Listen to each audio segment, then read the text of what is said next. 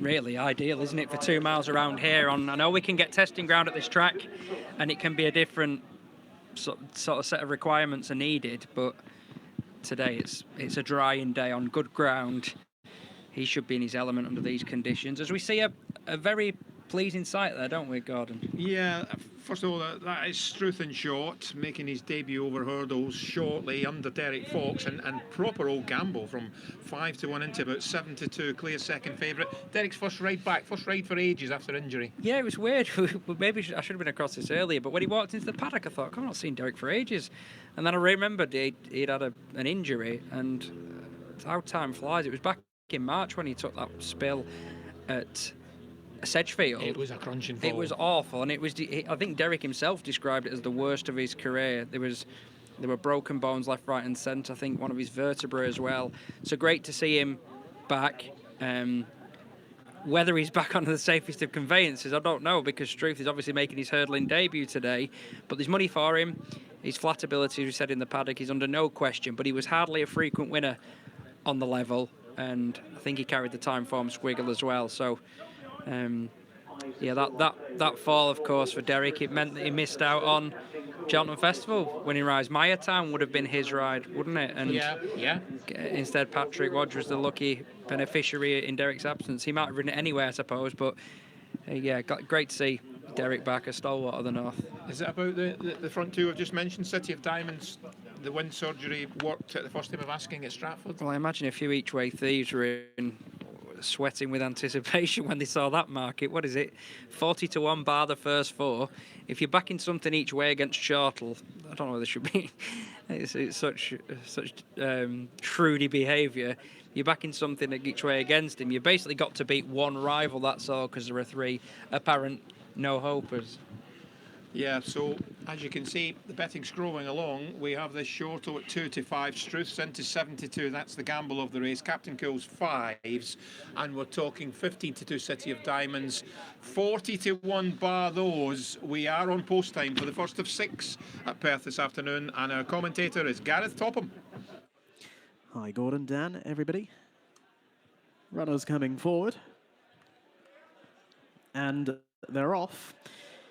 Racing over 2 miles in his time, and brings them along towards the second and third flights, which are along this part of the course. Captain Cool to Chortle in the orange coloured jacket, jumping that in second. Racing on now towards the third flight. They're pretty well strung out here, with around about 15 lengths or so between the leader and back marker. Captain Cool closely stalked by Chortle. Back in third, City of Diamonds. Big jump there by the leader. All over safely. Back in fourth on touching down at Fran the Man. Then Struth in the blue and yellow coloured jacket. Good to see jockey Derek Fox back in the saddle here at Perth today. And then a little wider out is Crimson Rose, who refuses to settle. He's been pulling quite hard through the duration of the opening half a mile and the last couple, custom made and masterminding. Out they go towards the far side of the track at currently around about 30 miles per hour, with Captain Cool still leading from Chortle, the consistent Chortle running in second, the champion jockey on board. Then Crimson Road, who's now pulled his way up into third place. Perhaps not the best of leaps there from Struth, who's now only got a custom made behind as they take another right-handed turn and are about to move through halfway. And it is Captain Cool now pressed for the lead by Crimson Road. And Nathan Moscrop and Crimson Road have now gone to the front. And reaching the next flight, come over by 2 to 3 lengths. To in second position, Captain Cool. So Crimson Road, keenness winning the day at the moment. And the lead now grows very quickly to 5 or 6 lengths over Captain Cool. Back in third, Chortle. Then City of Diamonds, the Stratford winner, in front of Struth, who's managed to move on again in front of Fran the Man at masterminding and finally custom made. So Crimson Road has been choke out now for over a circuit, comes down to 3 out with an 8-length lead, and jumps over it still with plenty of enthusiasm. Second position is Captain Cool, and then Chortle back in third, who's had a nice run through. Fourth is held by City of Diamonds. Then Fran the man around the outside of the bumped along Struth. Masterminding is following those, and tailing off now a long last is Custom Made. Making the journey on into the home straight and down towards the second last flight of hurdles, less than 3 furlongs to travel from here.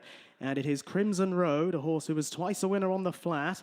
Showing out in front to Captain Cool, who's looking to close in again down the outside. Chortle on the left is coming there strongly, as very quickly the leader has been swamped, and Crimson Road now back pedals, and Chortle towards the inside of Captain Cool are now the first two, with trying to get involved City of Diamonds in the black and pink as they come down to the final flight. Chortle is the leader, but a good jump in second place enables City of Diamonds to close even further. Back in third and one pace now Captain Cool. Chortle is shaken up on the run to the line, but is holding City of Diamonds at bay, and a winning favourite in the opener at Perth. Chortle for Gordon Elliott at Sean Bowen. Second place is City of Diamonds. Running third, Captain Cool, and Struth was through for fourth.